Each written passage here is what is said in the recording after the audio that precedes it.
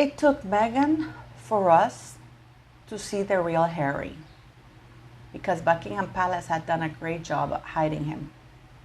But, you know, Harry should have called his book just Harry, or maybe Rebirth, because according to him, he's found freedom.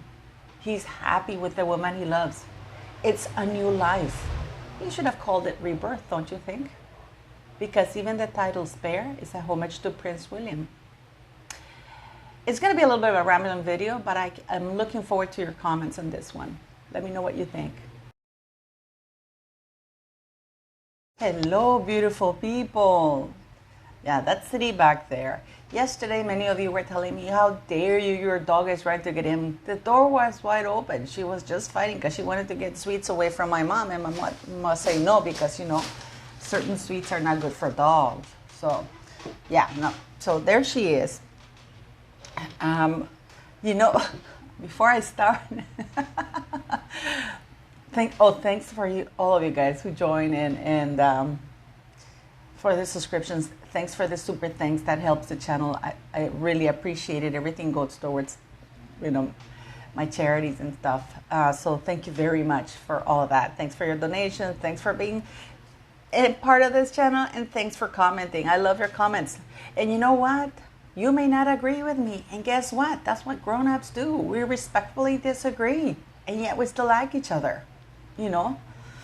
But please somebody confirm this to me, because this is in the US, and this is something that I want to know. Is it true that, I think not Bruce Jenner, Caitlyn Jenner is going to do a spread on Playboy magazine and show her bit?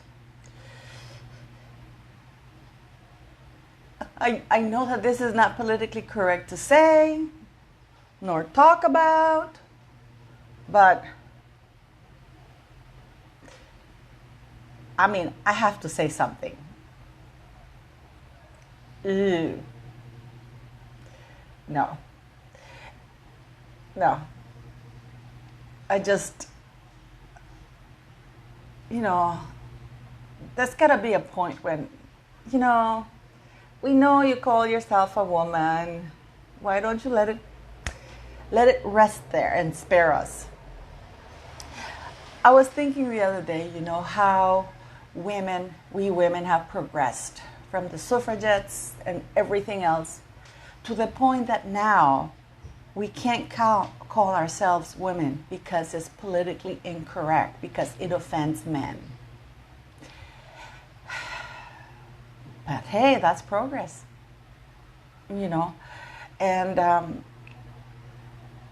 I was looking at the other day because it caught my eye, actually. There's a magazine with a front cover. Do you guys know which one I'm talking about? Where it says men got pregnant? Didi. So that got me curious. And I started reading it. And it turns out that this man is a biological woman and hence can carry a child. The reason why I'm starting with this is because I am fed up of us women, you know, being vilified for being a woman, when I think that being a woman is the greatest thing on earth. Only we can give birth, guys. Okay, that's it. And the other day I was filling out a form. You'll find out why I was filling out the form. You're going to find out next Wednesday. And it said your pronoun, and then it said birthing person next to the form. And I'm like, what do you mean birthing person? Well, we cannot offend sensitivities or sensibilities or whatever. And I actually found myself offended. So, you know me, I let that be known. I said, you're basically setting us, not even worse than when we couldn't vote, you know, or we couldn't work. This is worse because now just declaring the simple fact that we're women, our gender, which is based on science, on fact, is offensive to everybody. But they don't think how offensive that is to me, a woman. But anyways, I am a huge fan of, before I start to, guys, I watched the movie Blonde. Those are 3 hours of my life I will never get back. And I blame Brad Pitt for it because I think he's the producer on those things. It is, I mean, and you know what the worst part is? Is after like the first half hour, I knew that it was a bad movie, but I just hung on to it and kept watching it, hoping it would get better. And then after an hour and a half, I'm going, shit, this is going to continue. But then I'm sure at some point, this is going to get better. And then after the 2.5 hours, I'm saying, oh my God, why am I watching this? But then by then it was too late. It was already 2.5 hours, so fuck it. I said, I'll watch the rest. Maybe the end will be surprising. No, it was a terrible movie. That's just my opinion. Anyways, now Meghan Markle is going to write a book. The interview with, because of course Meghan Markle has to write a book because she cannot let her now husband just write a book and take all the glory. And because Finding Freedom didn't really have her name on it. We know that it was her giving all the info. Probably she was even, fact-checking everything, or not fact-checking. She was rewriting stuff, passing it over to Omid and Carolyn. But it didn't have her name on it, did it? Whereas Harry's, it does. I gotta tell you something. I thought he was gonna call the book Just Harry. I thought that was gonna be the punchline, but no. Even his title is a homage to Prince William. Think about it. And you know what it reminded me of? Fredo. Guys, if I watch, I gotta tell you, maybe there's something wrong with my mind, but I go to sleep and I watch The Godfather. I love the three of them, especially, Andy Garcia, I love him. So hot. Well, he was hot anyways. But, there's a scene in The Godfather where Fredo is at this wedding and the wife is just making a scene and being rude and blah, blah, blah. And then I think Al Pacino had to say, go handle her if you can't. Remember that scene when Al Pacino asked Fredo, if you can't handle her, I will do it for you. And of course he couldn't handle her. So of course Al Pacino, being the badass he is, sent for her, handled her. That's what it reminded me of. People are making so much. They're saying that Harry's regretting already this thing. That he's not regretting anything. He's loving it. Harry loves being a traitor. Harry loves being in the spotlight. Meghan, in a way I'm thankful to Meghan because she exposed who Harry is. This is Harry. What you're seeing is Harry. Who you're seeing is Harry. And let me tell you how huge the racism is. You may disagree with what, I know many of you will disagree with what I'm about to say, but listen to this. Prince Harry chose to wear a Nazi uniform. By the way, the royal family is also of German descent. So Harry knows the history of everything. He chose to wear a Nazi uniform and went partying at a Halloween where his friends were wearing, one of them was wearing a black face, the other one was wearing a Ku Klux Klan, and it was a whites only party. So Harry thought it was a great idea to do that, walk around, because he wasn't hiding. He was proud. This is not a guy who was hiding. He didn't even think, I'm gonna get to the party and then I'm gonna put the custom, whatever it was, the uniform on, so nobody can see me in the streets with it. No, he walked around with that thing proudly, thinking it was funny. Okay.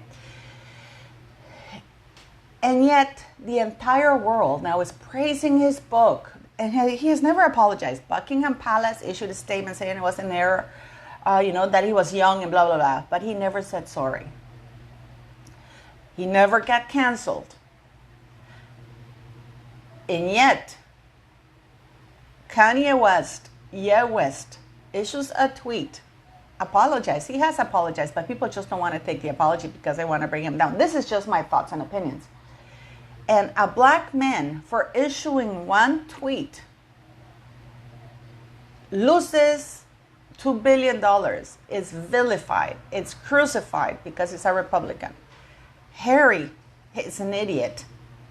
Wore a Nazi uniform. Can you imagine if Kanye West had worn a Nazi uniform and walked around parading it? What do you think would have happened to him?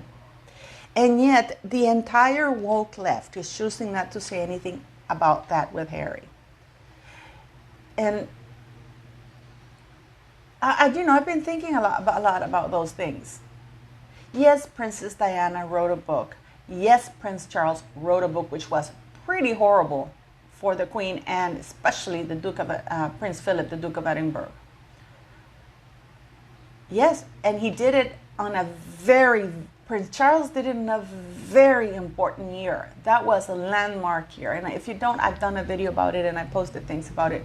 And the Queen, he did the interview a week before the Queen went in the most historic visit, a monarch, to Russia. It was the first time since the royals were killed in Russia that a monarch had visited Russia. It was a very important visit, and yet nobody remembers very much about it. They remember Prince Charles giving the interview about being unfaithful. The reason why I'm rambling on about all of this is because it's amazing how fickle the minds are, how people have lost sight of many things. At least Princess Diana, she was incredibly honest about her shortcomings. She said, yeah, I pushed my grandmother. I was a horrible kid. Oh, woof, yes, I was. Yes, I threw myself down the stairs. I was desperate. Yes, I was throwing up. It was disgusting, And you know how I know she was speaking the truth when she said she got no support? Because the palace changed their approach towards the coming brides. They changed their approach with the new Princess of Wales, with Catherine, with Sophie. So they know that they screwed up with